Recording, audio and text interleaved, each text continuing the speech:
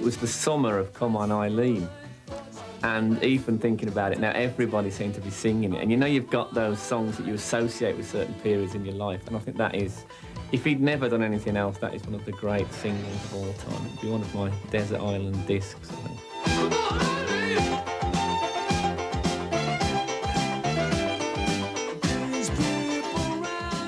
No, you were telling me some time back that you actually had a strange feeling that Eileen was going to be at the top of the charts. Yes, yes. Did you feel that about Gino as well? I mean, do you have these sort of feelings where they... Definitely. I mean, I do...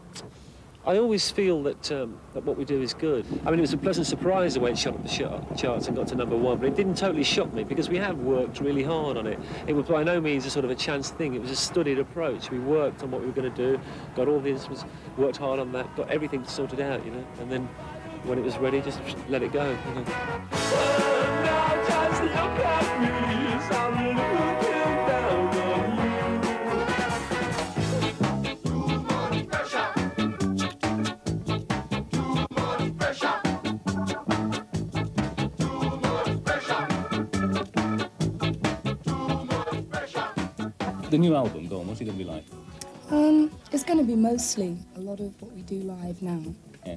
We want to get that feel to it, you know, the sort of still the rawness of it without getting over sophisticated in a recording studio. You're talking about the Coventry sound, aren't you? Yeah.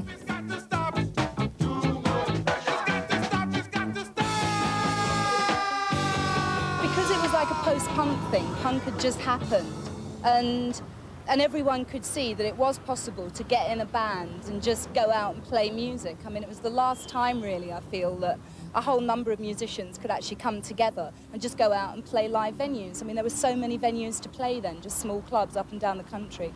And that's what we spent, really, I suppose, the first sort of 3 months doing before the two-tone tour.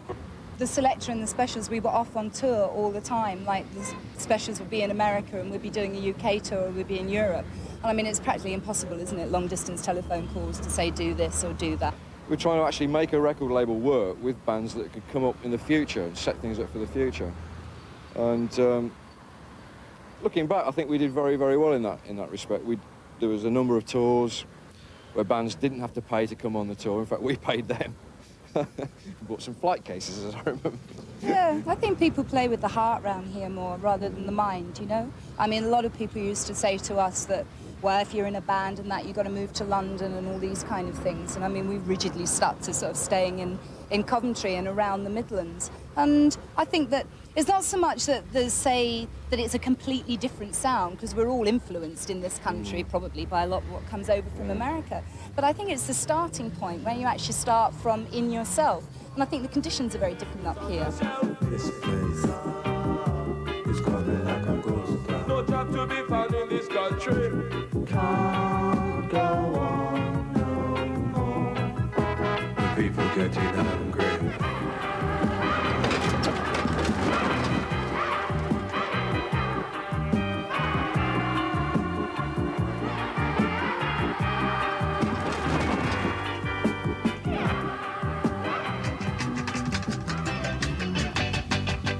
I see no joy, I see only sorrow. I see no chance of your bright new tomorrow. So stand down, Margaret, stand down, please. When I was about 14 or 15, I really got into people like the Sex Pistols, the Jam, the Clash. But at the same time, I was listening to a lot of reggae, like Dillinger, Clint Eastwood, Jar Shaka, all those people.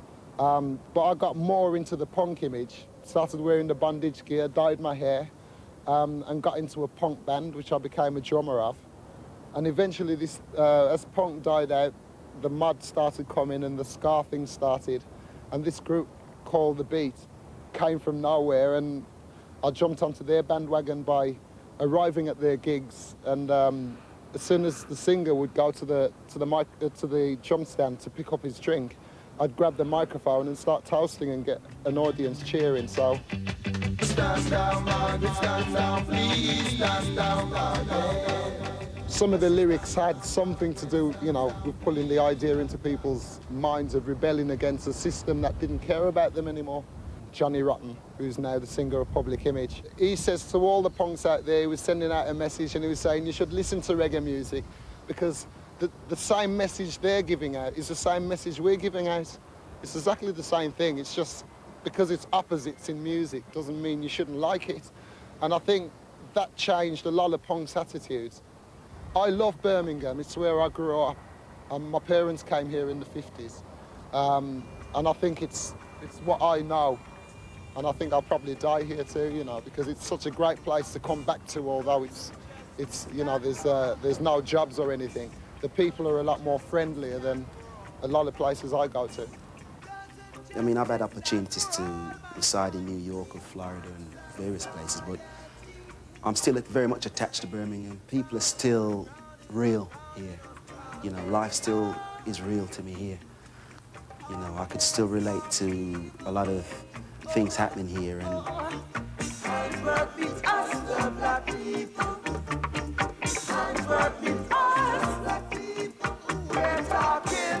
Handsworth Revolution was really taking a look, you know, a close look at the communities, you know, especially the black communities throughout Britain, and especially in Handsworth. Like I said, there was a lot of police harassments taking place and, you know, unemployment, and we knew with this, it was going to be like, almost like a pot with all kinds of conflict brewing over. And, you know, the result would have been a riot. And we wrote the song several years before the actual release of the song. And after the release, I mean, it was released in '78, and about, what, 3 years later, the official riot, or the series of riots in Britain took place.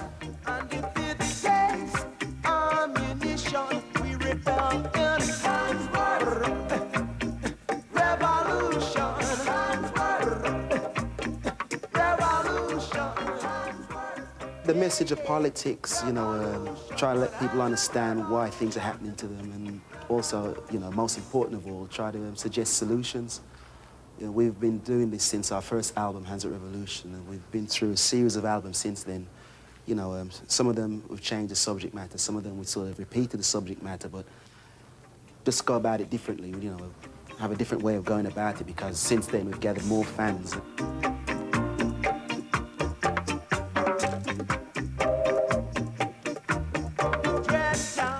When we started out in '75, we were playing at the Crompton, that's in Handsworth. And we had a lot of shows at Bunny Johnson's club down in Small Heath called International.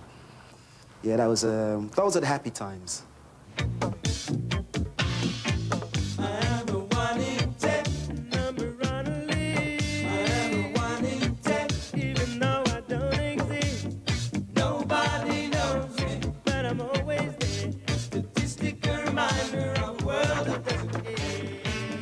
As teenagers, you know, we were full of revolution, you know, we were going to sort everything out and, you know, make the world a happy place. And we've gone from being people who are unemployed to people who earn a good wage. We were, you know, 20 years old and thought that UB40 was a great name because we were unemployed and it made sense. There was no sort of... I mean, our mission in life was to play reggae. Our mission was to be a dance band and to have a great time and get people dancing. We weren't a political band, even though we were called one. Our lyrics were political because we were individually politically minded people, but we never set out with, you know, a crusade. We were not going to take politics to the world. We were going to take reggae to the world, you know. Calling ourselves UB40 did give us 3 million card-holding fans already, you know. Absolutely, yeah. Nobody knows me, but I'm always there.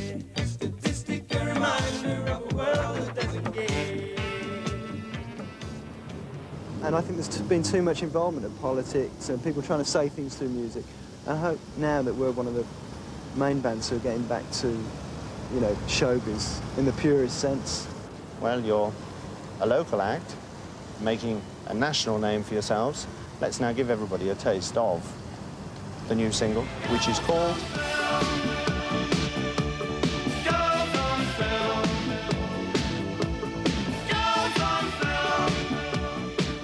Lucky. I mean, it took us about 2 years to come to the lineup, year and a half, 2 years to come to the lineup with Simon and Andy in it, and Roger, obviously. Yeah. We went through, I mean, the joke in Birmingham was every time we did a gig, we had a different singer. Yeah, I mean, people don't realise that. Before we'd ever made a record, you know, I remember talking to somebody at Hawkins, you know, some wine bar, and him saying, "Oh, you're in a band?" And I said, "Yeah, Duran Duran." "What? Duran? Are you guys still going?"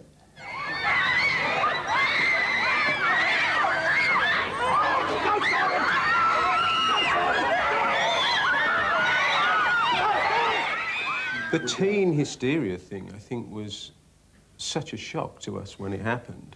I mean, really, we started off, I mean, as we talked about earlier, it came from the Rum Runner Club, this real sort of underground crossover dance thing. And suddenly, there we were standing on stage and there was people screaming at us.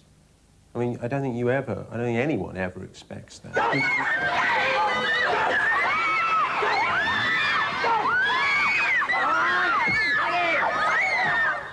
I remember once we were in America and we were just driving away from a gig and this girl leapt onto the front of this car and she was so hysterical and just clinging onto it. The driver couldn't see out the windscreen and there was thousands of people pouring out of the hall coming towards us in this car.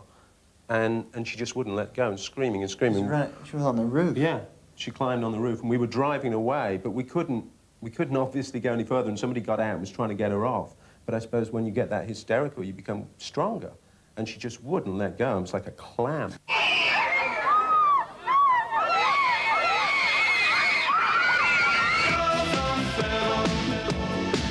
I think the cutting edge of music is usually on the dance floor as well. I mean, we've always been interested in being on the dance floor, but not necessarily, I mean, we certainly wouldn't have wanted to convert Duran Duran into a rave band, you know, it'd be ridiculous.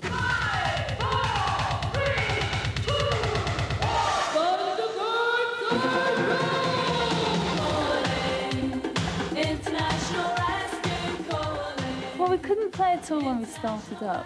But, I mean, you know, we used to actually think we were worse than we were, because we'd go and see other bands and we'd go, actually, we're not that bad, are we? I don't know. It's just like, everyone tells us we're bad, you know. I mean, we learned very quickly, because we had to learn in public, which most people don't have to have, like, months and months rehearsal or years, you know, in the bedroom or in the rehearsal studio. And we didn't have that. We learnt on stage, so, you know, we learnt fast. We did about 7 tours, and being able to laugh at yourself. I mean, we took what we did very seriously. I take my career incredibly seriously, but I don't take myself seriously. And you know, I did life's about enjoying yourself, and you know, I think that's a very Brummy thing.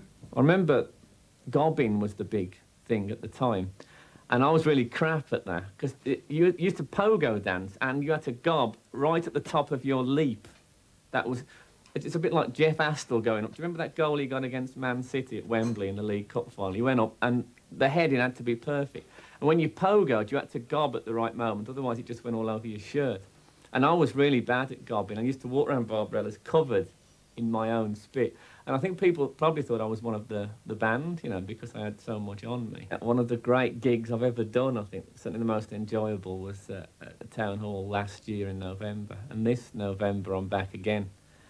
And it's really, because I saw all those bands at the Town Hall, it's very exciting to go there. I remember I saw Quo at the Town Hall, and I had long hair then. And the next day I remember not being able to move my head, because I'd spent so much of the evening doing this, that my neck muscles had just gone.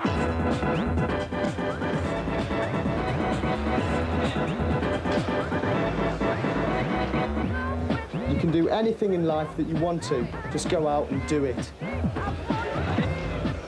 We've played in front of 35,000 people, and it's a really good buzz being on stage. All our tracks are tested at Shelley's to see how well they go down. If they don't go down well, we won't put them out. And we have the freedom with Network to do the kind of music that we want to. We haven't got no big label pressure, and Network have been able to get us in the charts.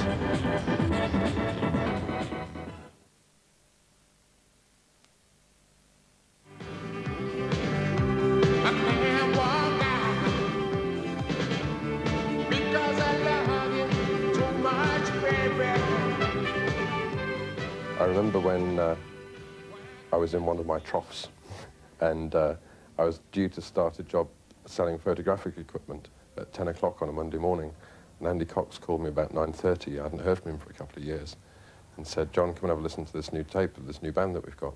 I raced over, and I listened to the tape once, and I knew straight away that this was going to be something mega. There are some very, very sharp brains at work there. I think all 3 members are truly innovative.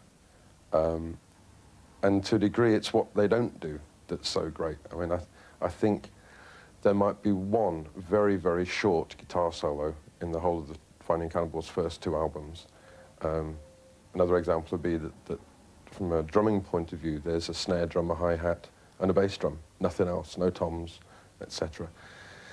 And there's a minimalism about them that makes them truly inventive.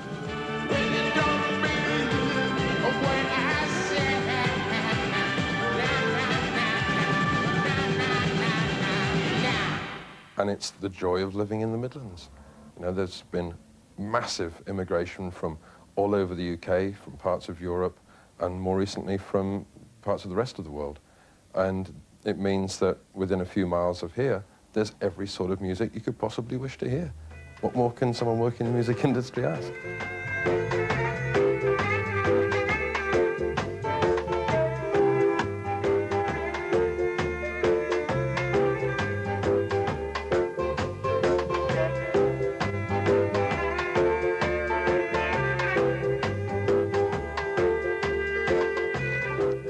The only thing in our minds was trying to play reggae, really. It was learning to play because we didn't play any instruments, you know. We wanted to play reggae, no other kind of music. There was never a discussion, you know, do we do funk or do we do this? We were trying to play reggae. The end result was what came out, you know, was us trying to play reggae. All through our careers, I think we've been terrified of being fashionable, you know, of being the in band, because the longer you go on in the game, the longer you see people who are the fashion of, you know, the flavour of the month, and you know they're only going to be there for 6 months, and they're having a great time now, but, you know, it doesn't last. And, you know, we've steadfastly refused to be, you know, the flavour of the month. Every country that's into reggae, like New Zealand, like Holland, you know, there are lots of countries around the world that are totally into reggae, and there we are accepted completely as the #1 reggae band in the world. In Britain, we're a pop group, and there's a world of difference, you know. Why do you control everything yourselves? Because if you want a job doing, you best to do it yourself. At least that way, the left hand knows what the right hand's doing. We were just always paranoid, weren't we? When we started off, we just didn't trust anybody, so we terrified of did it not all having ourselves. control, you know. We didn't want anybody telling us how we'd got to play or how we'd got to do this, or a little bit more lead guitar, you know, or any of that, which is... Can you leave that chart out? You know, yeah, forget the offbeat thing, you know, a bit more, and all that. And we've had that, we've heard it, you know, people have tried it with us, and it's never washed, you know. We're very sort of self-occupied, very... And we do enjoy the work. It's arrogant is the word. That's what we are. We've always been an arrogant band, and you have to have an element of that, because if you don't, you just get walked all over. You know, you get lousy deals, and you work in a business for years and end up earning nothing. You know, whereas and the producers get all the money, etc. We produce ourselves. We write our own stuff. You know, publish we it ourselves. Publish it. We've got our own studios, and we just keep you know, reinvesting and keeping ourselves. We can make mistakes without getting the sack.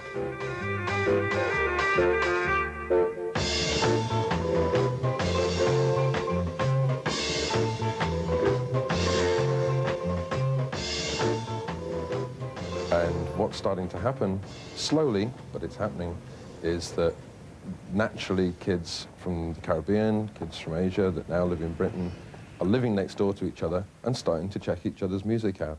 And there is starting to be, mixes are starting to come through. And there's a couple of really good examples of it with Apache Indian, Johnny Z, and I'm sure we're going to see more. Tell me what you're thinking, tell me what you're feeling, tell me what you know that I want to hear.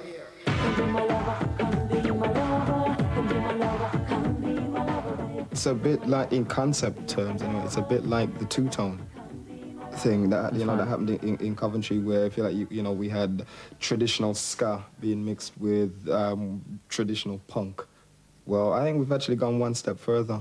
Yeah. You know, it's a sort of tripartite type thing where we've actually got the roots ragga element courtesy of myself, the Caribbean, if you like. We've got the Bangra element courtesy of Johnny, and of course we've got the, for want of a better term, European dance element.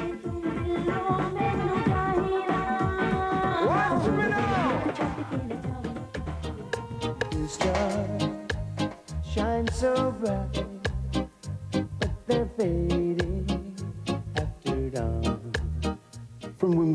school. We used to have a school disco. I think it was like a Tuesday afternoon and like a Thursday night.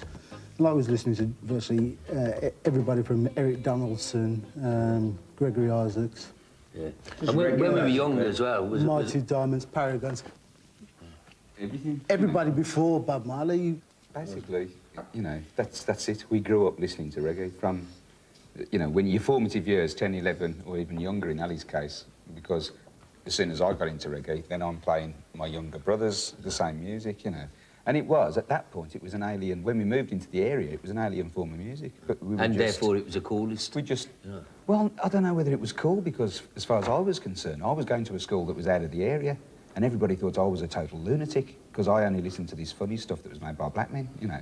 This funny, because it had a funny bounce and you couldn't dance to it and all that, you know, because everybody else was into rock music or pop music. And I was a sort of an oddity at the school I was going to.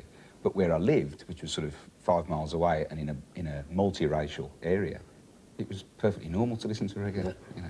That's what you heard. What was your father's reaction to all this? Because your father was a legendary folk group. Well, yes, he was a traditional folk singer, as well as being a contemporary folk writer. He was into traditional folk music. It was our granddad that really gave us a hard time, where every Hogmanay we have to get together with all the rest of the Campbells. And, we have to? Well, we had to. And, you know, you have to do a song or whatever, you know, that's, you know, in our family, everybody sang, you know, traditional stuff and all that. And me, Robin and Dunk did a version of Village Ghetto Land by Stevie Wonder, just a 3-part harmony. And after we'd finished it, my granddad went, "What beautiful voices, lads, but it's a shame that you're singing such crap." And we were like mortified, weren't we? Because we thought we sounded good, you know. Would you like to go with me down my dead-end street? Would you like to come with me to Village Ghetto Land? See the people lock their doors while robbers laugh and steal. Beggars watch and eat their meals from garbage cans. Broken glasses everywhere. It's a bloody scene. Killing plagues the citizens unless they own police. Children play with rusty cars. Swords cover their hands. Politicians laugh and drink, drunk to all demand. Families buying dog food now. Starvation roams the street. Babies die before they're born, infected by the greed. Now some folks say that we should be glad for what we have. Tell me, would you be happy in Village Ghetto Land?